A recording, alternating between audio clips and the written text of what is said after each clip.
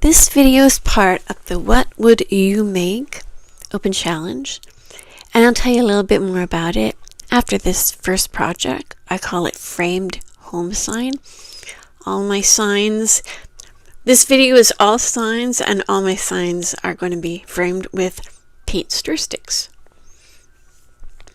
And they're going to be framed differently, like different ways, different cuts. So for this one, I decided to just use the basic 45-degree angle on the corners. And you think that would be easy? I had a bit of a time with it. First of all, probably this stretched canvas, the measurements probably aren't right. But, I just had a hard time getting things to even up. So I'm starting by taking the canvas off the wood frame that it's stretched over. And I just use my Cricut pokey tool on an angle and push it in under the staple. And then use my jewelry pliers to pull it out or wiggle it out. And I'll do the same for the rest of the sides here. And voila!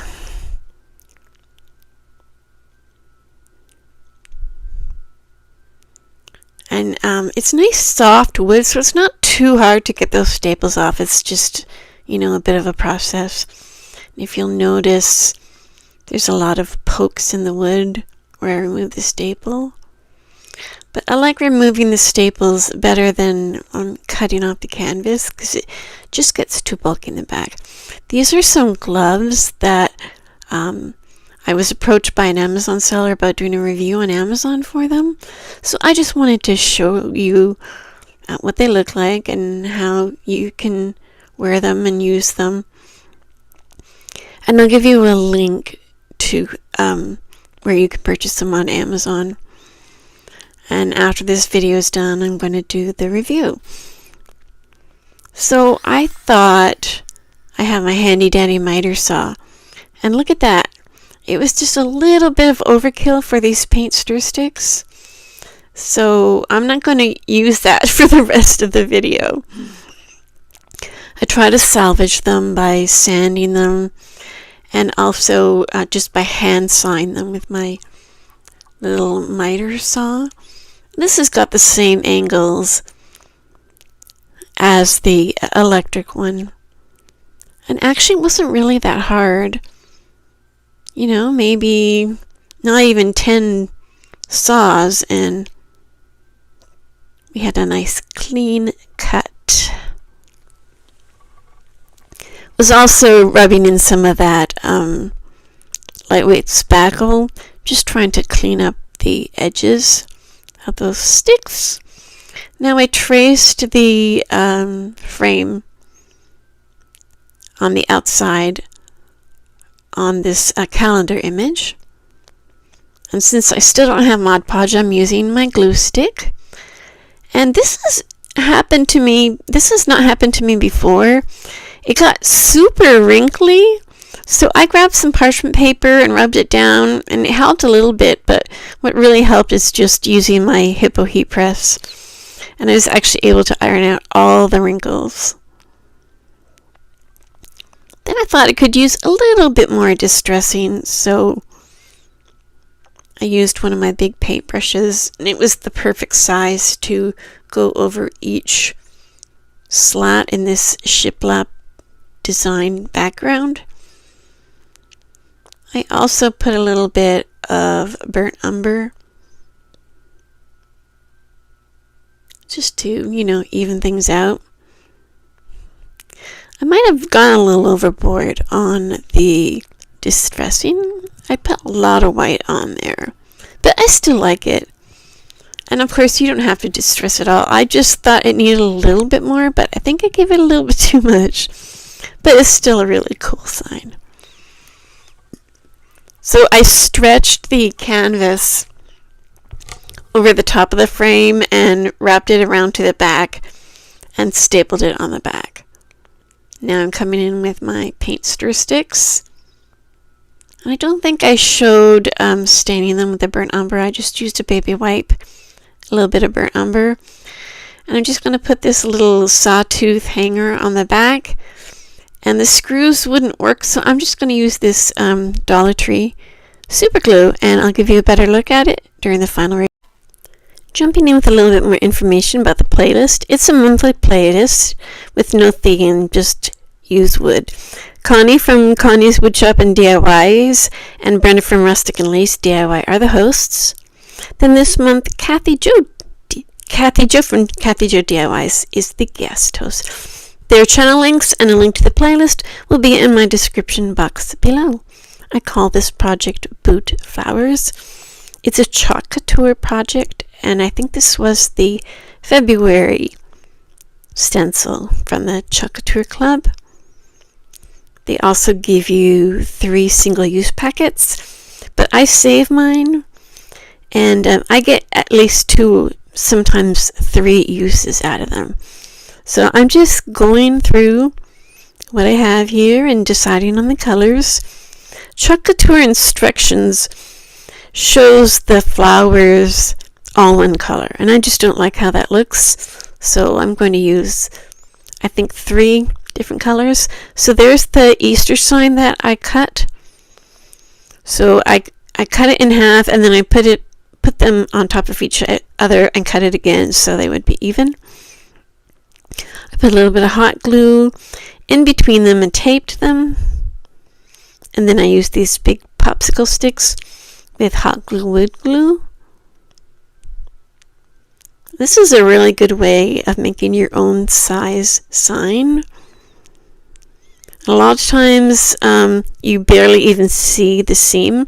This one you do, but you know, it looks like it's part of what it was supposed to look like. I do come in with some lightweight spackle to fill in the gap. And then I'll rub off the excess and give it a little bit of sanding. Now I'm just figuring out where I need to do the cuts.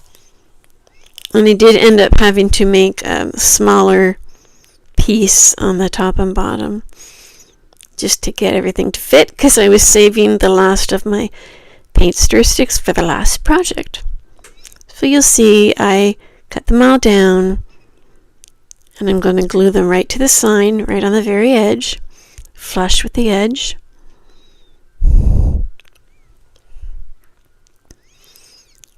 I did want to go ahead and paint it first, and I tried to leave a border that was unpainted to help the glue, getting the glue to set. Now, I forgot to wax this, and I know better. When you do chalk couture, you need to either use like a non-porous surface like a chalkboard, or wax your surface. And I didn't, and it just looked like a really bad stencil. The chalk paste sort of like seeped into the paint and bled out. And other spots, you know, it didn't even come through. It looked like the stencil was clogged or something. So I learned my lesson, but the good thing about chalk couture is it doesn't set, like, unless you cover it with a Mod Podge or use finishing spray. It's pretty easy to just wipe it off, and I just used a wet paper towel. I did wipe off some of the paint, so I'm going to tape up the frame, and I'm going to put some more paint down. And I did forget to show you gluing the paint stir sticks onto the sign, but it's pretty straightforward. I did the wood glue, hot glue combination. So I'm just sort of filling in the blanks here, not giving it like a really thick coat. And now this is coming out wonderful. I do one color, peel it up, set it back down, do the next color. So I was seeing that it was coming out good.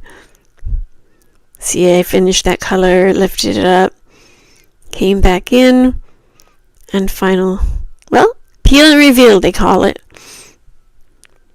I'm going to go ahead and dry it so it doesn't smudge because I'm still doing a little bit of work on it. I come in with a very tiny paintbrush and just do some finishing work. Clean up the edges, fill in some of the stems. Then I used the bark chalk paste, watered down, on the frame. I wanted it to look different than the home sign. And this is a really nice color. It's just the watered down chalk paste. And I really like the color it created, and I'll give you a better look at this during the final reveal. Our final project for this video is a farm home sign. I'm going to be using the paint stir sticks differently than the previous two projects. This one I'm going to overlap them. So you can do side side and overlap the top and bottom, or top bottom and overlap the sides. So I'm using this Easter sign from Dollar Tree. Popping up that bunny, definitely going to reuse him another day. So I smartened up and only used the handsaw. You notice I taped those two paint sticks together.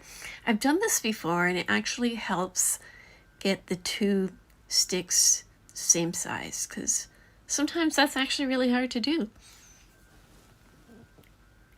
And I got a nice clean cut. So let's go ahead and get this sign painted with the Rust-Oleum linen white chalk paint. And I painted the whole thing.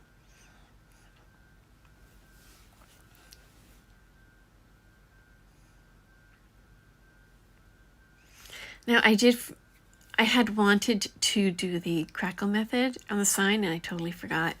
So I'm like, I'll just put some glue on and see what happens. So I spent a good amount of time drying it and keeping it in one place for a long time to see if I could get like a crackle.